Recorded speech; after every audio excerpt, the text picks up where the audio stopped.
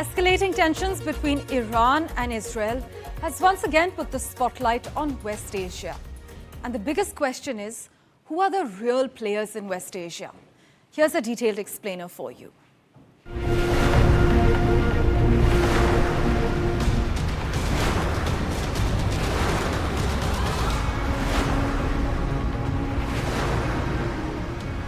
West Asia is one of the most vital geographies in the world, not just because it holds the key to the energy security of most of the world, but also because of its religious and cultural importance. And escalating tensions between Iran and Israel has once again put the spotlight on this region, with the biggest question being, who are the real players in West Asia? Let's decode.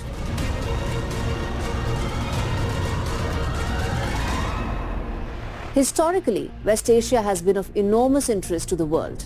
As the cradle of civilization, it has direct linkages for Christians, Muslims and Jews.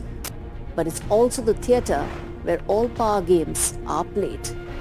In the past, it was American writ that reigned supreme. But that's not the case anymore. Russia and China now both hold significant leverage in this region. Both view themselves as great powers, and their decisions are driven by desires to build legacy for their leaders, Vladimir Putin and Xi Jinping, both of whom speak about returning their countries to their earlier so-called grand and imperial times. This makes Middle East the perfect place where all such lofty or maybe misplaced ambitions could be fulfilled. But the biggest reason both are in the Middle East is because they want to counter America and be the counterbalance to American allies. Putin has spent the last decade shoring up influence by taking advantage of localized conflicts in West Asia. In Libya, Russia exploited the civil war. In Syria, Russia expanded its influence after it supported the Assad regime. And post-US withdrawal from Syria in 2019, Russia has fortified its presence further by helping the Assad government to regain control of a large part of the country. So much so that Russia now operates 2 military bases in Syria. In Egypt, Russia has held joint military drills and helped construct a nuclear plant, which has entrenched its presence further.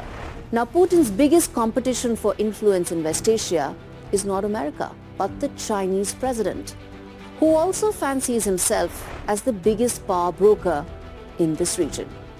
In August 2023, China brokered rapprochement between bitter rivals Iran and Saudi Arabia, and it's trying to be a neutral party in the Israel-Hamas conflict in the hope that it will be able to resolve the most contentious issue on the planet. In the last decade, China has greatly improved its ties with Iran. That's one of the reasons why it feels it can possibly broker peace between Iran and Israel. And it hopes to emerge as a pole to both US and Russia. China is now Iran's biggest trading partner, buys almost 90% of its oil exports, and provides it the much-needed lifeline to Tehran against US sanctions. Iran is also buying Chinese surveillance equipment to police its people. Using its Belt and Road Initiative, China has built deep economic links with all major economies in the region: Israel, UAE, Saudi Arabia, and of course Iran. So much so that it's now the biggest trading partner for these countries, beating America. And so significant is China's presence in this region that it's now part of every peace effort. After the Damascus strike on 1st of April 2024, US had reached out to China to keep the situation under control. Anthony Blinken told his Chinese counterpart that escalation is not in anyone's interest, and countries should urge Iran not to escalate. But this wasn't the first time. In late 2023, as Houthi rebels attacked commercial shipping lines in Red Sea, US had dialed China to use its leverage to rein in the attacks. Clearly, it's not just America versus Russia, or America versus China. It's even China versus Russia.